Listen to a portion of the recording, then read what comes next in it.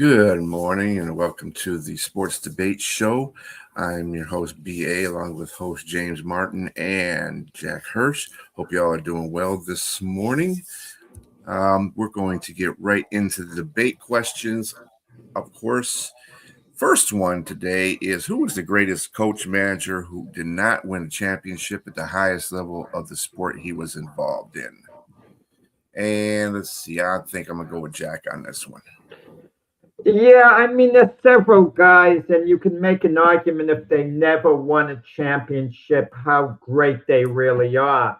You never get the actual impact, and a lot has to do with circumstances. A lot has to do with how long of a career they've had.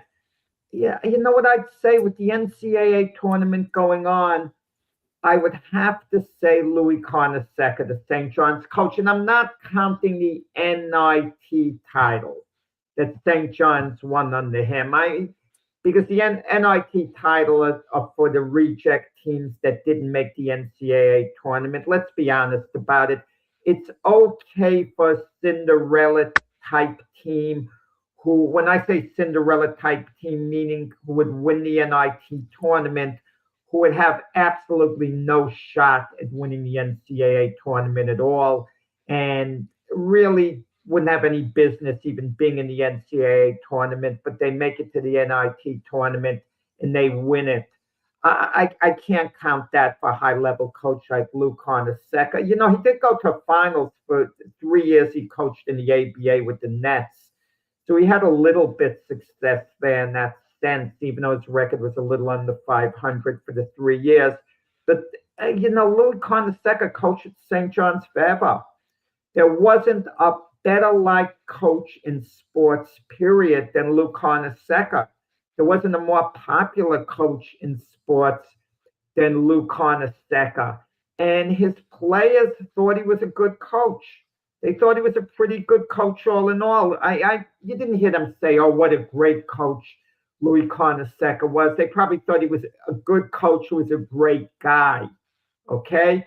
But if you combine all the factors, Louis Carnesecca was the type of coach you'd like to play for. He can get on you, but not in the most threatening way. He'd give you some slack, but there would be discipline there as well. And, he was a little unfortunate too, very unfortunate when he had that great St. John's team in 1985, went to the Final Four. It was their misfortune to meet a great Georgetown team in the NCAA semifinals in the Final Four. And that Georgetown team was the best team in the tournament, but they did get upset by a Villanova team that shot like 80%, in the finals. So I go with Louis Carnesecca, maybe because I'm being a little nostalgic with the NCAA tournament going on now. He had the longevity, too. The longevity. The guy coached forever. The guy had good teams. The guy had good players. After his players left St. John's, they talked extremely highly of Louis Carnesecca. Those are good points, Richard, with the other names that you're naming without question. Like I said, I'm getting a little nostalgic because the NCAA tournament is at its absolute peak. If this was Super Bowl week and we weren't even thinking about the NCAA tournament, my mind would probably be geared a little towards those two names that you would just put up in the NFL. There's another name up there, the NFL, I just want to say. I don't want to steal your thunder, James, because I have a feeling you're going in that direction. Richard just put up Marv Levy, Bud Grant. They went to Super Bowls. I can make an argument Marty Schottenheimer was a greater coach than both, He never even went to a Super Bowl, let alone won it. But I'm going to be nostalgic. I'll say little Louis Carnesecca, who was very loved by everyone. And of course, you did steal my thunder. And yes, that was Richard. Blame our producer for putting it on the board. He set off a reaction in me. Blame Brian. You couldn't help yourself. He couldn't help himself, Brian. But I don't care. I don't care anyway. And you're right. You think like me. I mean, we kind of think alike. I try to think about where Jack's going. I knew he's probably going to go, but I knew he's going to mention my guy. But that's okay. Look, Marty Schottenheimer is probably one of the greatest coaches to never win a Super Bowl. It's just, it seemed like bad luck was just, he just he walked by black cats, walk under ladders, whatever it may be, stepped on cracks, on the sidewalks, whatever bad luck charm that comes, it seems like it just fell on Marty Schottenheimer. I thought about Marv Levy, but I mean, he didn't win a lot of games. Of course, going to 4 Super Bowls in a row is just a massive, impressive thing to do, and a very hard thing to do. And, it's just hard to get to 1, let alone going to 4. But losing them all is devastating. But I also had Jerry Sloan over 1,000 games with Utah. They had opportunities to win championships. Michael Jordan was just in their way. And it's just unfortunate to not be able to get those championships. You could have 2 choices, James. You could have 2 choices. You could use Marty Schottenheimer as the greatest coach that never got to a championship game. And then you could have one that got to a championship game. So we'll give you 2 choices if you want. It's okay. Yeah. Well, no, I'm just going to stick with Marty because I just think they had the opportunity when he was with Cleveland. The bad luck 2-yard line fumble, but by Ernest Biner. I mean, they were going to try to win the game right there. I mean, it's just against Denver. They could have, and they could have got to the Super Bowl. What was Marty Schottenheimer's worst loss? Oh, it was the 2006 against. That's tough. I would have to say it's the Cleveland one. It's probably the Cleveland game. You don't think New England when they were 14-2 and they were number 1. I was going to go there. Yeah, I was going to go there. I just think that the bad luck is where it happens. I mean, the kid intercepts Tom Brady and gets strips. He gets the ball stripped out of his hands by Troy Brown, and they continue and they score a touchdown. That changed the game right there, right? Because they had the ball with 6 minutes and 35 seconds left, and they had the opportunity to just ice that game, and they couldn't. And in the last second field goal missed at 54 yards, but you don't really count your field goals. You shouldn't be dependent on your field goals here. It's really that interception should have just changed the whole game, and it did not. The momentum, as you and Keith like to go back and forth about momentum, it really shifted back to the Patriots, and that killed him. And of course, he got fired a month later and never coached football ever again. So you're right. I would have to give that being probably the worst game because that effectively ended his career. He never coached again.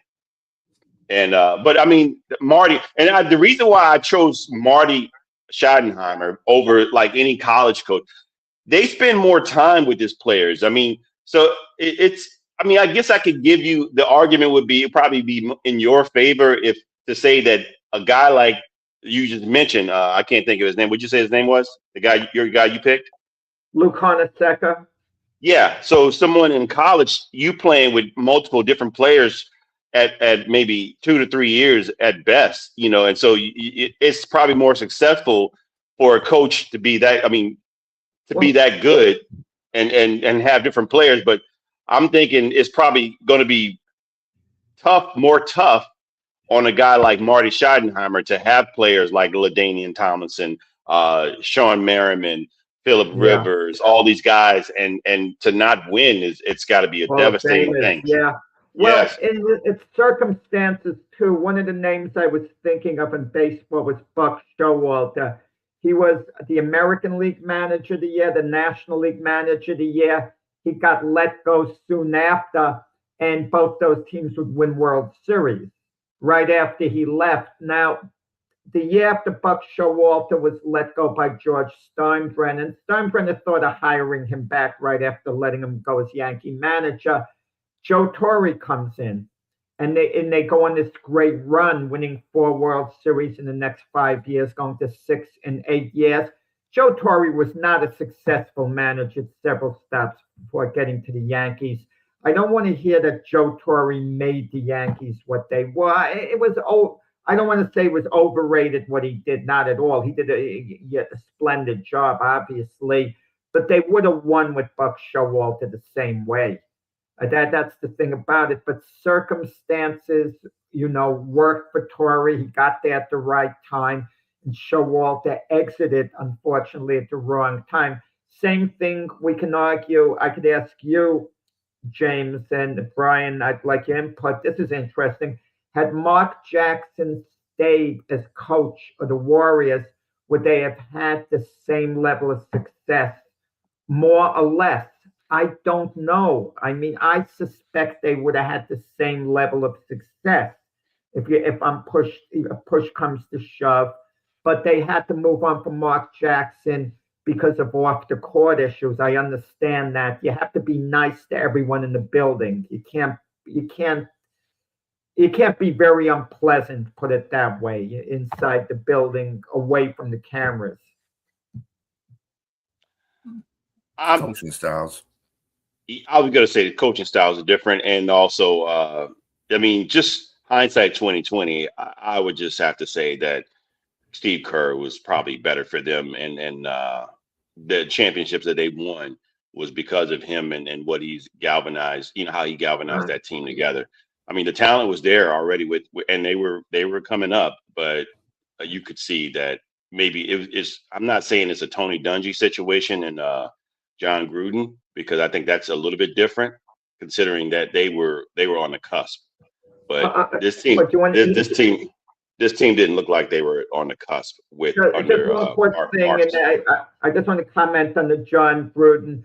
You mean as soon as Tony Dungy was let go as coach of the Buccaneers, they won the title in the first year under John Gruden. But they beat the Raiders in the Super Bowl. The Raiders could not get to the Super Bowl with John Gruden as their coach. So as soon as John Gruden left the Raiders, they went to the Super Bowl. Right. So think of that. That's a wash. No one considers that. Right. And the irony, they went to the Super Bowl against the same team that John Gruden was coaching. Right. Yeah. Right. Exactly. So I just think, I think in that situation, I think Tony Dungy would have eventually got to a Super Bowl with that team. I mean, they went to a couple of NFC championships. Well, he won it in Indianapolis, so we know. Right, of course. Dungy was an excellent coach. Right, exactly.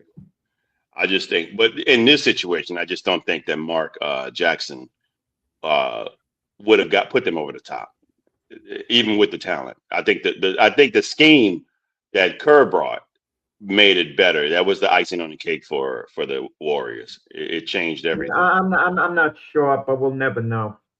Yeah. Well, it's all due to coaching style anyway.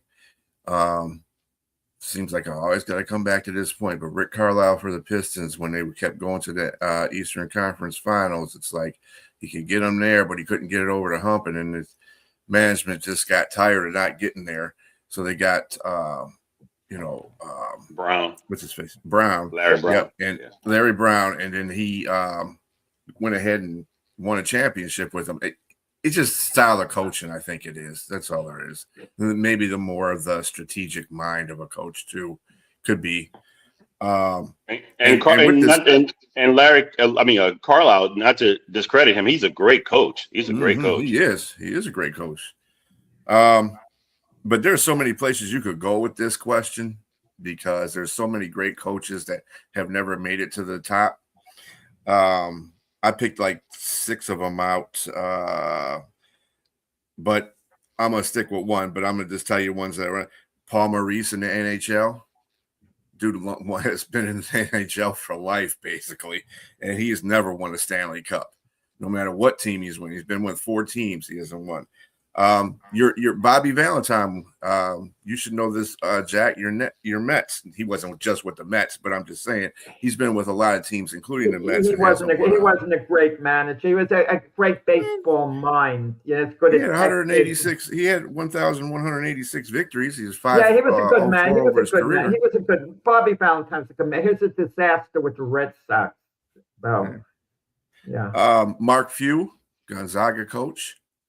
From 2001 to 2011, he won 15 conference. Well, he won 11 conference titles straight, but he's in 15. Went every year he was the coach. They went to the tournament. Never got into the Final Four. Jerry Sloan, another basketball coach, Utah Jazz, 26 years, had a 603% winning percentage and never got to never won a He NBA slipped under the championship. radar with me. Yeah.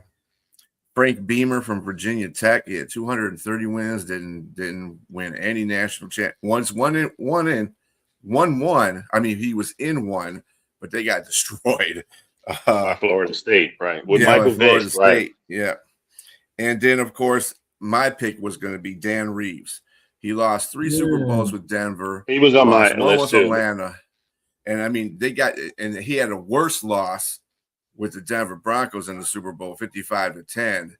And then he went to Atlanta, which then he had to go play the Broncos in the Super Bowl and then got beat by the Broncos. He's like, I built this team. The audacity, y'all beat me. But, you know, Dan Reeves was a really good coach in the NFL. He just couldn't get past that Super Bowl. Even a good coach with the Giants. Mm-hmm. He was a good coach with Atlanta and Denver. Yeah, he had a couple places. 4 Super Bowls, 3 with Denver, 1 with Atlanta, and good job. That's a really underrated pick. That's a really underrated pick. Yeah. All right. Heading on to the next question. Oh, this is a good Jack question, but I'm going to go with James on this one. Should the New York Jets draft Ty Simpson with the 16th overall pick if he is available? James, what do you have on this one? Okay, so the Jets are I think they're in a great position right now to make really good decisions, and you can you have room to make a bad one here and there because you got 9 draft picks, you got 2 first rounders, 2 seconds, no third, 2 fourths, a 5th, a 6th, and a 7, I believe, or something like that. It's just an incredible amount of draft capital plus what you have next year on top of this. This is a weak. With that being said, this is a weak quarterback draft class. I'm not going to spend any first rounder on a quarterback. You just brought Geno Smith in to be your bridge quarterback. You have Cook and as well as Zappy on the books. Why would you look at Ty Simpson, someone who is, to me, has been streaky in college? He was on a really good team with Alabama, and yet I didn't see the greatest moments. The greatest show from him in the biggest moments. It just didn't happen. And I think he had really good numbers. He had over 3,500 yards, 28 TDs, 12 interceptions. But that could be skewed. You could see, you could play in really bad teams. You're beating up bad teams. But when you're going up against the super talented teams, I didn't see the great moments. I didn't see Heisman moments, if that's the case. Not a guy I would pick at 16th. Usually when you're talking about top 20 players, there needs to be somebody that's almost generational. Usually top 10 is generational, and very good players that fall out of the top 10 would be somebody. That's goofy. Oh, wait. It's fucking James. Yeah. Keep going. Yeah. So I really think that that Ty Simpson is definitely, if anything, I'll be honest with you, I might look at Carson Beck to be ahead of Ty Simpson as a potential prospect. I mean, one, he's bigger, 6'4", 220. I think he's had really good years at Georgia. Had a couple of he's had maybe some injury issues, but he did really well with Miami as well. I mean, look, they were a game away from winning a championship under Carson Beck and a very, very good defense. I just think that Ty Simpson is a bit overrated. I like Mendoza, but altogether, this quarterback class is weak. And they've had private workouts with Drew Aller and also Garrett Nussmeier. So, and don't be surprised if somebody if I'm going to take any one of those quarterbacks outside of Mendoza, it would be either in the 2nd or 3rd round. And you have 2 second-round draft picks to play with. If you have to take a quarterback this year, I'm going to say, if it were me, if I'm the GM, which I'm not, I would take a quarterback in the 2nd or 3rd round.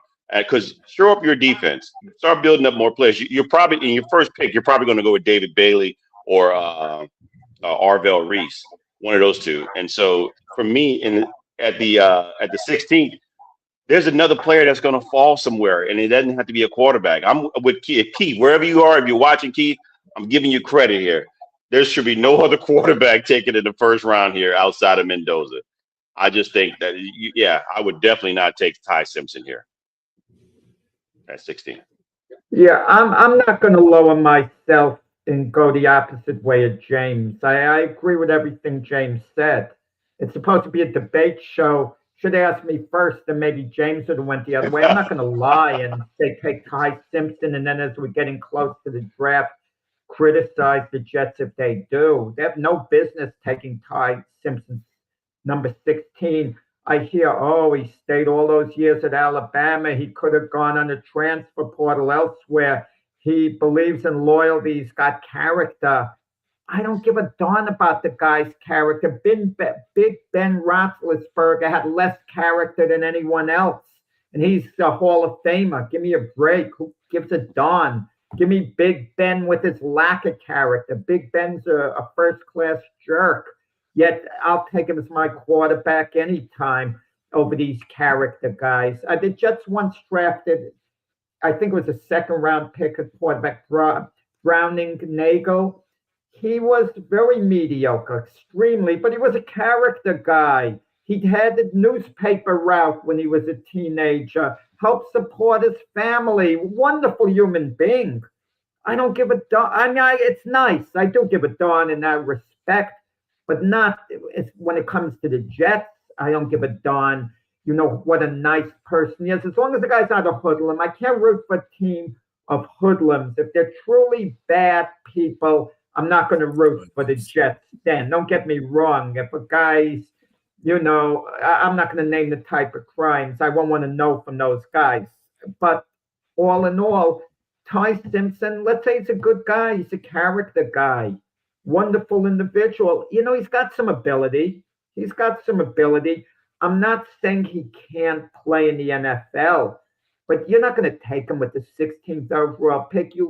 The Jets are probably going to go defense with the second overall pick.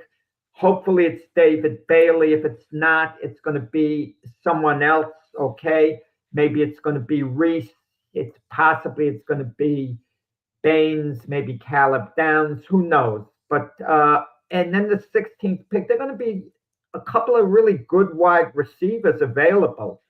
And they need someone to complement Garrett Wilson, and that's the way to go. I wouldn't take Tim Simpson in the second round with my two picks, 33rd and 44th. If he's somehow hanging around in the fourth round, which is possible after what happened with Shedeur Sanders last year, we never know. Yeah, maybe I'd take a fly on him. You have nothing to lose. And the Jets are probably going to pick one of the quarterbacks in the fourth round. The elephant in the room is next year, Trinidad Chambliss. He's going to be available coming out next year. A smart team is going to jump on him and take him. I don't think the Jets are that smart. So he's probably going to go elsewhere, Trinidad Chambliss. The Jets are going to find a way to botch it all up, even with their 3 number ones next year. But if Ty Simpson is hanging around in the fourth round, you take him. But if you take Ty Simpson earlier, just keep this in mind. You've basically given up on next year the quarterback position, drafting a quarterback, because you've invested heavily enough in him that you're counting on him to be a quarterback of the future. And I'm not giving up next year with the number of good quarterbacks who are coming out.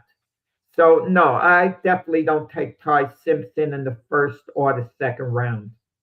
Before you go, B, I just want to say something. I see the guy's been commenting there. Let me tell you about Ty Simpson. He as well as Carson Beck, as well as Garrett Nussmeier, can ball out in college. And maybe they can make all the important throws, but they don't pop to say that you take them in the top 15, top 20.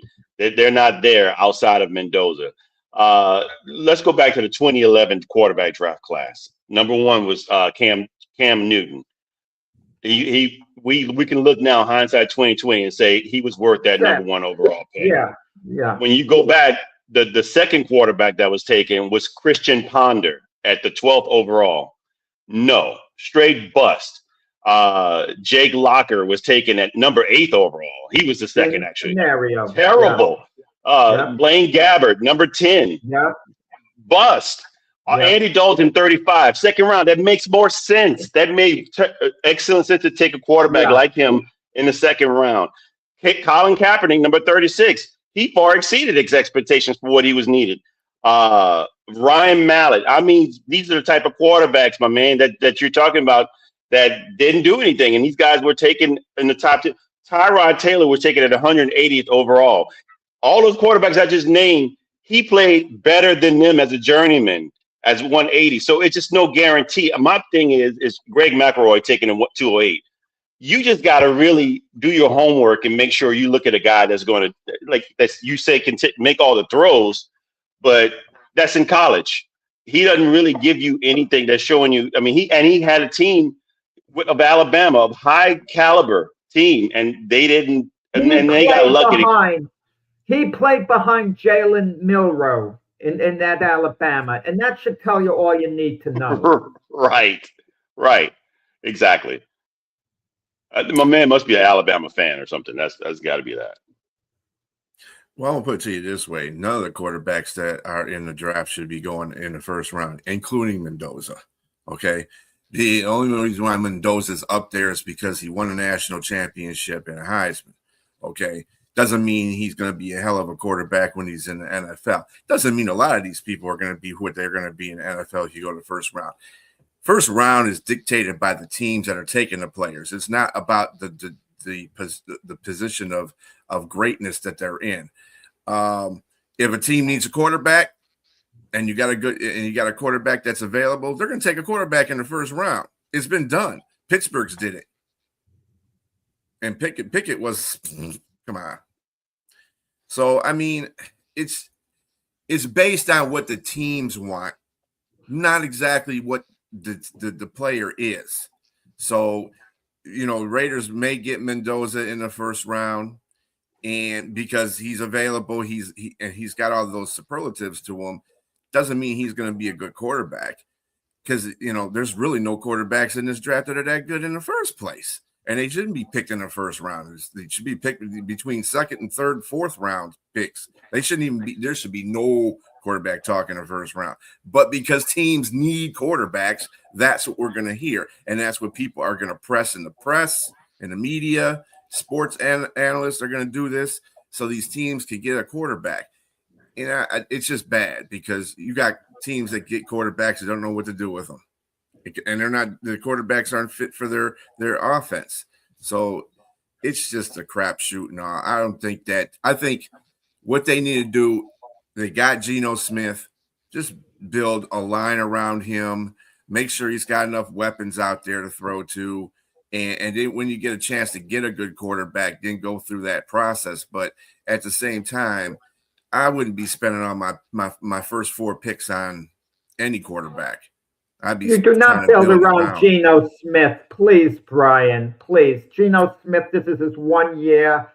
Let him enjoy. You ain't going to be building around Ty Simpson or Chambliss or Mendoza. You're not going to build around them type of quarterbacks. Come on, Jack. Geno Smith You're up there with the smoke dream, man. Quarterback. This is why the Jets do this all the time. This is why the Jets have this problem. Instead of building what they got, they always try to go out there for a flair and it doesn't ever work. And this is the reason why they're in the position that they're in. They need to start building. Are willing to flip-flop 1 and 2 with the Jets, and the Jets don't have to give up too much, I would do that, and I would draft Mendoza if I were the Jets, even though there might be some great quarterbacks next year. I think Mendoza is going to be good enough to be a quality starting quarterback going forward. Yeah. That's time's got to tell. I just don't think there's any quarterback in this draft that should be a first-round pick. But it's going to happen because there's going to be a quarterback-needy team out there that's just going to pick one. And that's just the way the NFL is. Not to say that he's going to be good, and then everybody's going to blame the quarterback when he's not good because he got picked number 1. Well, that's not his fault. That's the team who picked him's fault. So, well, both of you have to look at it. I mean, it's ultimately when you pick it in the top 5, these are all bad teams. And so at the same time, you gotta build, but at the same time, like just keep responding to this guy. You gotta let the team. I mean, you got to look at the team and see where your draft picks are, where the value is. I'm not going to take a quarterback that doesn't. I mean, if anything, for the most part, unless it's a quarterback like Patrick Mahomes, he was taking number 11th or 12th overall. You're not going to see no guy that falls in a 15 and 20s, and you pick him around there at 16. That should be. I mean, they're going to be taken closer to the top 10. They're going to be taken closer to the top 10. It's just what it is. And most of those teams are in the top need. Who is it? The Dolphins need a quarterback, even though they got Malik Willis. The Raiders need a quarterback. Jets need a quarterback. But there's nobody that I'm just saying that's going to fit the bill when you have other needs as well. You're going to take a player that you can plug and play immediately and give you some game, because most quarterbacks that are falling in that latter stage, they should sit. So I'm not going to say that you want to take a quarterback like Simpson, Nussmeier, or Beck in the first. I mean, I think the value for Simpson will probably be better in the second round. I'm going to take one of these. I mean, this is already a weak draft class, so I'm not going to take a quarterback outside of Mendoza because he's going first overall, and where I can get some other player or wide receiver. Like I think for the Jets, maybe a Mekhi Lemon is probably going to fall, or a Jordan Tyson is a guy that you probably want to put in that place, and they're going to play immediately. Right there. At 16, either one of those two guys. I prefer Lemon, but either one of those two guys. Maybe Cornell Tate falls to 16. You don't know. Right. Yeah, I mean, you got to look at it like this, Jack. The team's got to build. I know, y'all. You have this big thing about Geno Smith, but you have a quarterback in place that's a veteran. Just build. I'm not saying build around him, but make him be great. In other words, and increase his positivity by putting players around him that he can throw to, give the ball to, block for him, and everything like that.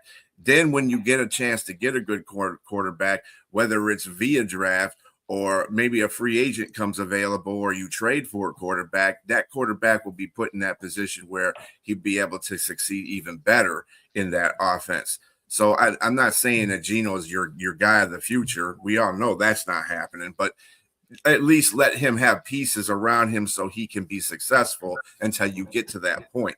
That's what I'm saying.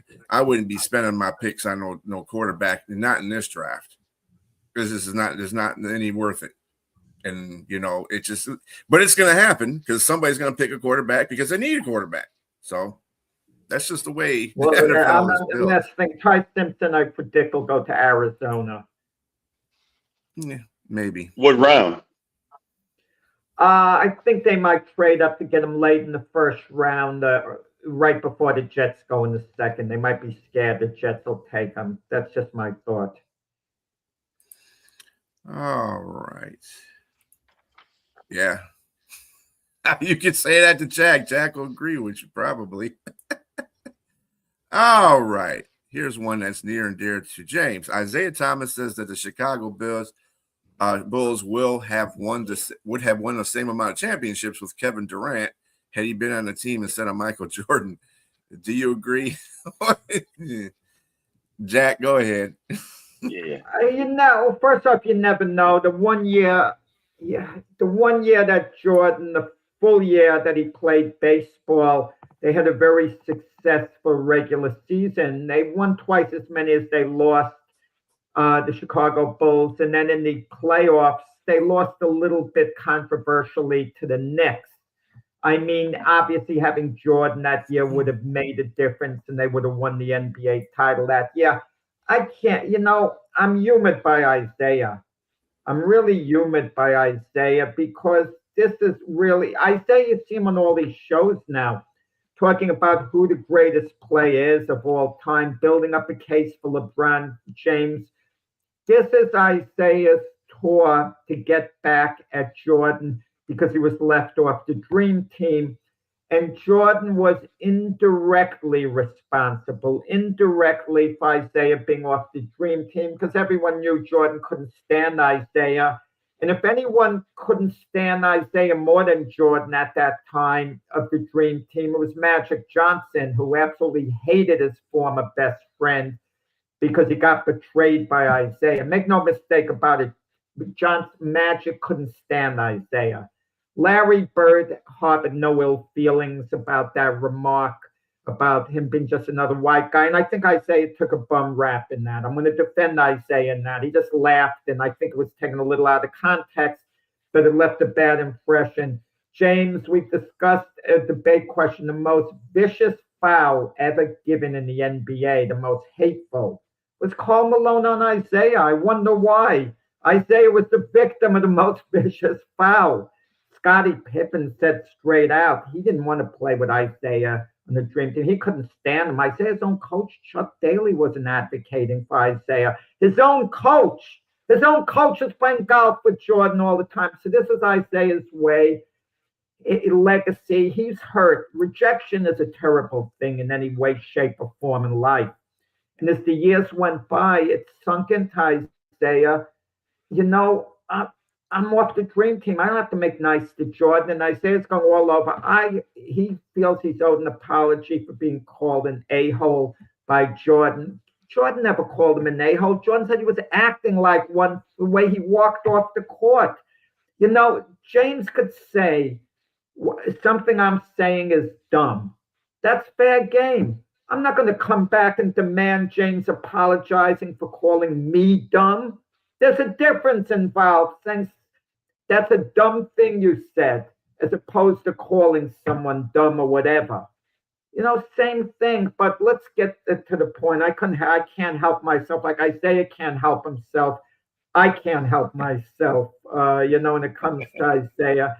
I'm partly human, partly fascinated by Isaiah. I kind of enjoy watching him try to build his case, but it's done out of hurt.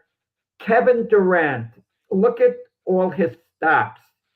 It's kind of a little bit of a mixed bag. He had success at OKC, took him to the finals the first time with a dysfunctional Russell Westbrook.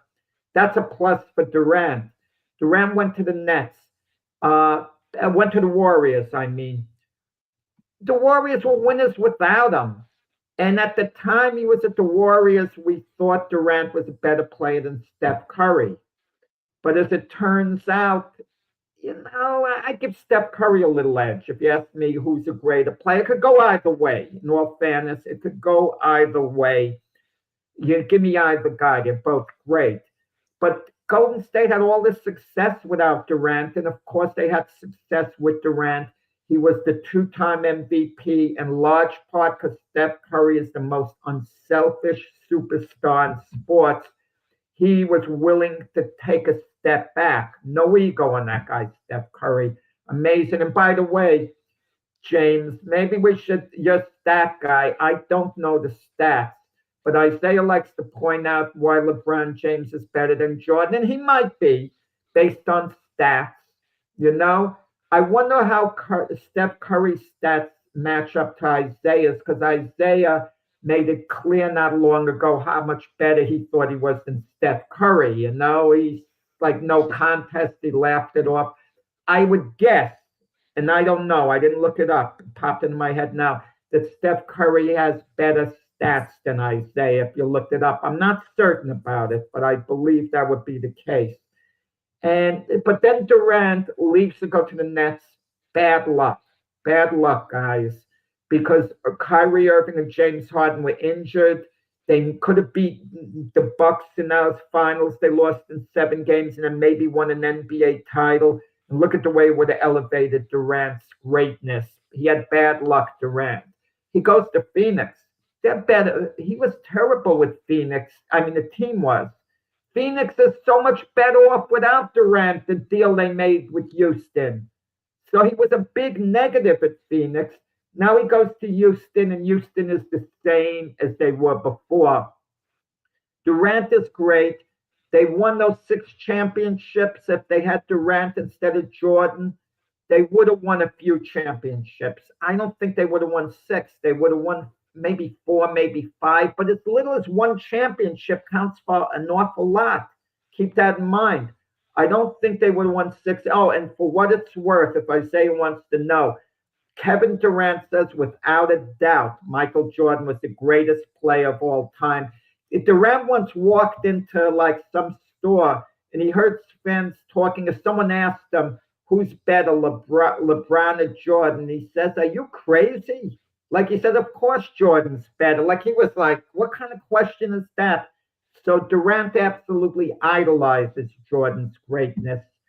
So Isaiah's wrong, but maybe not by a lot, because they could have maybe won 4 or 5 titles had he been on the Bulls. I don't know. Maybe they would have won only 3 with Durant and Pippen, but maybe they would have won 6. Maybe they would have won the same 6. Who knows? Okay. As usual, Jack is always riding the fence. He wants to dominate both sides and make sure he has the answer, or at least a foot on one side of the fence, so he could say, I knew that already. I knew part of it. Look, Kevin Durant physically is a specimen that's unique. He's not big, but I mean, when I say he's big, I mean in girth. He's a very slender fella, but he's 6'11", and he's got a wingspan of that's 7 foot. That's hard to dominate and he can shoot your lights out. I mean, he's the fastest player to get to where he is in points right now. He's overtaken Jordan as far as the points recently, and so I think that's why this discussion about him is coming up. He's a better shooter than Jordan. He's a much better shooter than Jordan. I'm going to say Jordan, to everybody that's out there watching, is number 1 all time in my book. He's the greatest player to ever play the game. And that's just purely off will and talent. He had talent as well. But I think Isaiah might have a point here. He may have a point here. If you take the Phil Jackson, the triangle, Horace Grant, you take Scottie Pippen and keep them on a team, and you have a shooter like Kevin Durant on the team, yes, better range shooter, absolutely. And if you have KD on that team with those players, with Kerr, with Paxton, all those guys and the different players, Luke Longley, what's the guy's name? The Italian guy, I can't think of his name. Luke Longley. No. The guy later on, he became one of their players, and then of course Dennis Rodman. If you have all these players, guy, not Tony Kukoc. No, I'm sorry, no, he's not Italian. Tony Kukoc. Yeah, sorry. Yeah, the Italian guy, I don't know. Sorry, yes. But Tony Kukoc, you have KD would have been great with these players. I just think that I really thought St. John was going to win that game. But I think KD with his size would have been dominant and what he can do as far as a shooter. Now, mind you, he probably couldn't go up the middle and deal with the Jordan rules, because I think Jordan was the guy that just showed that he's going to get better. He's going to beat the Pistons. He's going to beat the Boston Celtics. He's going to beat these other teams, the Knicks, that beat him up pretty much and got better. He got stronger in the gym. Physically, I think KD would be unable to do that. He just wouldn't be able to handle that. But at the same time, you wouldn't use KD the same way you would use Michael Jordan. You would use, I think Phil Jackson would make sure that his strengths would be exploited there. And so, I mean, as being, like my man said, a better range shooter, it just changes the whole game. It changes the defenses, how defenses have to play you. So I think there's a possibility they win 4 or 5, 6 championships with those players that you have, that I just mentioned, the aforementioned players that I mentioned.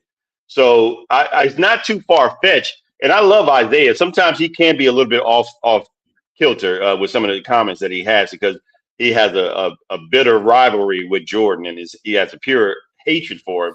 But that being said, he's still one of the greatest players, and he still has some of the best commentary that he presents with facts. You know, he just said, I beat these guys. I beat Michael Jordan. I beat the Celtics. I beat the Lakers. And they did.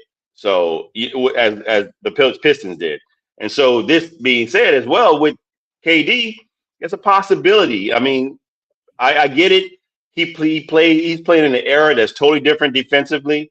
KD is, but I just think that how physically gifted he is, it will be still difficult for him, because some of those guys back then, again, not to discredit them, they're not as athletically gifted as some of the players now. I mean, not some, not all. I mean, trust me, somebody like Charles Barkley, probably, to me, if it wasn't for Tim Duncan, probably known as the best power forward ever at 6'4". So it's just, yeah, I think KD might have an opportunity to win in that time. And I just don't know for sure if it's 6 championships. It could, I mean, it could have been, but we'll never know that, will we? No, this Isaiah. This. I'm not going to even entertain this quote I because love Isaiah. We're first gonna of have all, more Isaiah in future shows. more on. Isaiah. I like And, Isaiah. I don't want no more of this type of Isaiah, okay? Because he's just being ridiculous. He just hates Jordan. That's all there is to it. This is a comment of hate. This is not a comment of fact But it's because you don't know what's going to Brian. happen. It is thought-provoking, though, what he says. sure. So, Isaiah is an intelligent I think so. guy. He is Yes, an he- intelligent guy. highly intelligent. I'll Yeah. put it to you this way: highly intelligent doesn't mean you can't say stupid stuff. Okay, No, you can say for stupid sure. stuff out of emotion. Out of For sure. emotion, you can say stupid stuff, and this is an emotional comment. This is not a intelligent comment. It is an emotional comment because he does not like Michael Jordan. Most of the comments that he makes about Michael Jordan is because of disdain. It has nothing to do. But with this isn't a actual stupid facts. question, though. This isn't a stupid question, though, B. It's not stupid. I don't. I'm sorry. Michael Jordan is great because yes, he doesn't have all the stats that you need to be had. He's not the pure form. Oh, he's got a lot of great but stats. He's got a lot of great stats out there. Hold on a minute. Michael Jordan is great because of his will of the game. If he has the ball with the last minutes and the line, you're giving it to Michael Jordan because he wants to win. That dude wants to win. Kevin Durant wants to win when he's on a winning team. That's the difference. The mindset and the mentality of the two men are different. So no, Kevin Durant wouldn't have that mentality on the Chicago Bull team that Michael Jordan had on it. So no, I don't think that would ever I happen. disagree with that. I disagree with that wholeheartedly. I mean, look Talent at the doesn't evidence. mean anything if you don't have the will. So you telling me even though his foot was on the line when he played for the Nets, he didn't have the will to shoot that last shot and shoot it and just barely. He was the only How many viable games option. can you compare that to any of the Exactly. He didn't put it in nobody else's hand. Put it in my hand. I didn't have anybody, like you said. He still had the will to try to win. He just, unfortunately, his foot was on the line. That changed everything about that game. It just tore the line. You can't tell me KD don't have any will. That's not true. I mean, you don't get to be. Will. He doesn't have as much will as Michael Jordan did. I'm not saying that, but I'm just saying. But playing with the talent of Jordan couldn't do it without Scottie Pippen. He couldn't do it. And he even said this. He still can't. I mean, Kobe Bryant had all the willpower that he wanted and still couldn't win without some better players around him. Everybody has to have a team. Wait, I'm going to go to Brian's point and defend them. 2 instances. You mentioned Kobe had all the willpower. Kobe battled Shaq tooth and nail to see who would be the guy on that team. Okay. No, I mean afterwards. I mean after Shaq was gone. They fell. Did not battle Russell Westbrook tooth and nail. If Jordan was on OKC, it wouldn't be 50-50 him and Russell Westbrook. Jordan would have imposed his will and been 1, and Westbrook would have been 1A, like the Bulls were with Pippen and Jordan. Okay, but Durant backed off. He wasn't going to take on Westbrook head on. That's what Brian means, imposing your will, I think. I mean, No, for sure. We all know that people need players on their team to win championships. I'm not talking about that. I'm talking about the fact that Durant went because he went from OKC to Golden State because Golden State was whooping OKC's behind. And that's the kind of thing I don't like about players. I'm going to go to this team. If I can't beat them, I might as well join them mentality. Michael Jordan didn't have that mentality. He was going to beat you, period. On the Chicago Bulls. He was going to stay on the Chicago Bulls and beat you. This is what he did to the Pistons. He just kept doing it until of course he got Scottie Pippen. He had to have players around him. But when he finally did that, he took it to the Pistons. And he was taking it to the Pistons ever since that point. So that's what I'm saying. And this is the reason why I think Kevin Durant instead of Michael Jordan. I'm not saying Kevin Durant wouldn't win championships with that team, but I don't think he would win all 6. I think Michael Jordan had put that in his mind. He's a winner. He ain't losing anything. That's all. I'm just saying that. When you look at it from the point of the player going from one team that can't beat the other team just to satisfy a whole point. And like to Jack's point, Golden State was already a championship team.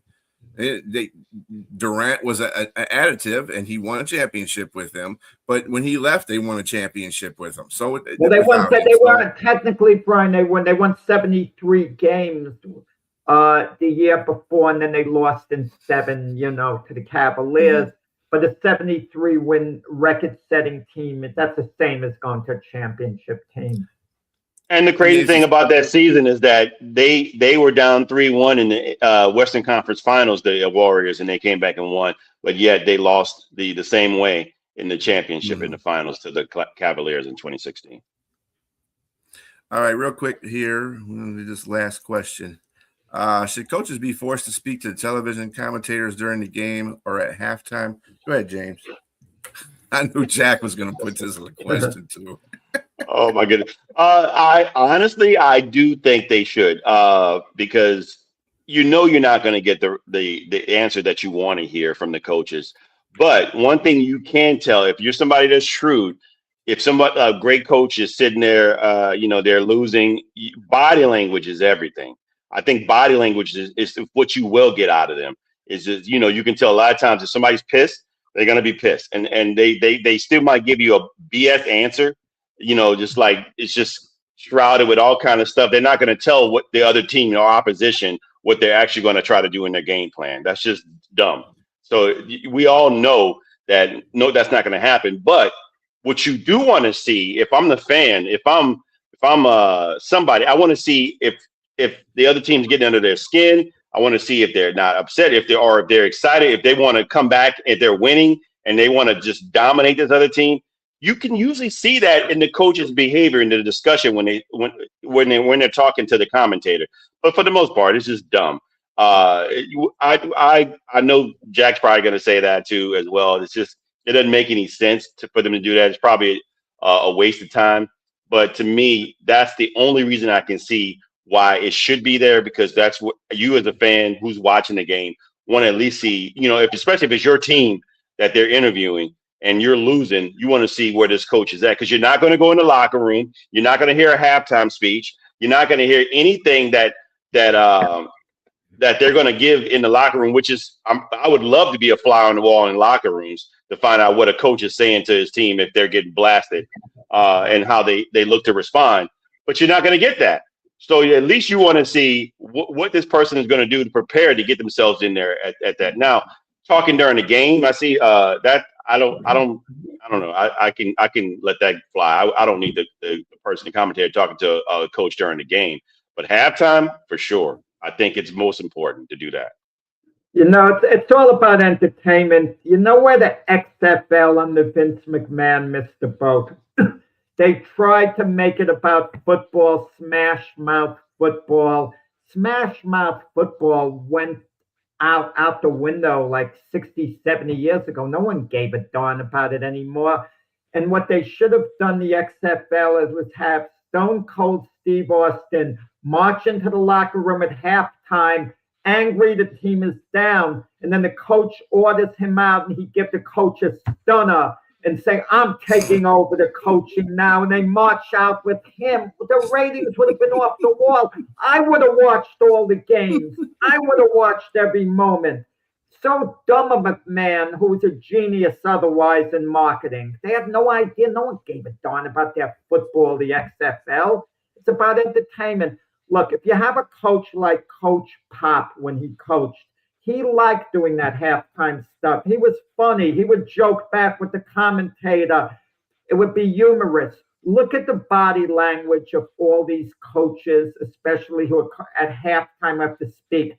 The moment the interview ends, they start running to the locker room. They can't get out of there quick enough.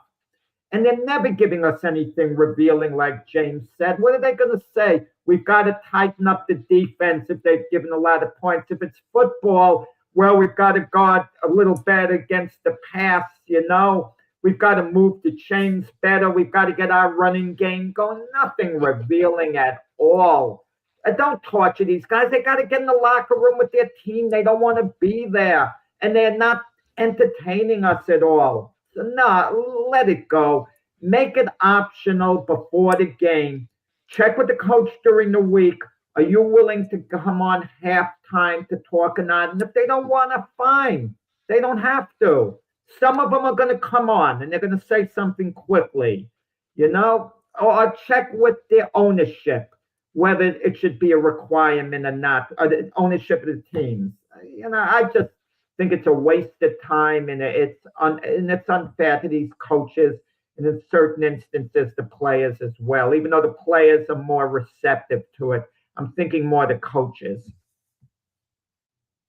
Yeah, I could probably do without during the game and halftime, to tell you the truth, because you really don't see what do we know most coaches for? Their post-game shows. No, not their halftime shows, not their in-game responses, but the post-game. That's when the coaches come out of them. That's when coach speak comes out of them. So I'd rather see that. I could care less about it. I mean, you're going to make adjustments at halftime. You're going to give some kind of condescending answer anyway to the reporter. So it doesn't make a difference anyway. I mean, Rick Pitino, like yesterday, Rick Pitino had a joke with one of the reporters in the game because, he's like, oh, my guy made a 3-pointer and that hasn't happened in a long time. So, I mean, that kind of stuff is humorous if it's laughable, but I mean, do we really need? We don't need to do that. I want to see them play. I want to see the players play. I want to see the coaches coach them players, and I think that's thing that's taken away from the game because those coaches are like, damn, I need to. Can I coach the team? I need to get in this huddle and coach these guys. I need to go to the locker room and coach these guys because we got things we gotta clean up, whether you're winning or losing. So I just it don't bother me either way. It's not something that's gonna go off my radar. I mean, if they got rid of it, I wouldn't even notice, to tell you the truth. Yeah, Keith Engel was upset because of the Yankee game. Their second baseman Chaz Chisholm was interviewed on camera while the game's going on. But that's entertaining. That's why I know you're gonna get that question. But the players like it. The players like it for some reason during the game, as long as it doesn't affect them and they don't lose concentration and make an error. It's all good then, and a situation like that. I'm thinking more the coaches who just want to get to the locker room and they don't want to be left behind on the field. And on that note, that will bring close to this day of Sports Debate Show. We will see you again tomorrow. Well, we'll see you again tomorrow at 8, but we also see you next Saturday at 8 for the Sports Debate Show. Everybody out there, have a great day. Thank you for joining. Thanks for all the comments. Peace.